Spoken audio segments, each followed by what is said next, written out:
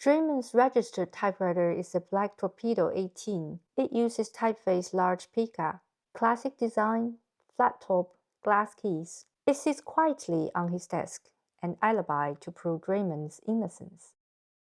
When the article is published anonymously, an East German typeface expert is called in to identify the typewriter.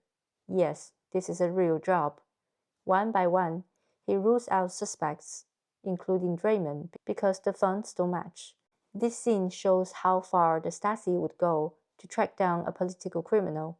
It is also a scene to study if you're interested in typewriters and typefaces. If you're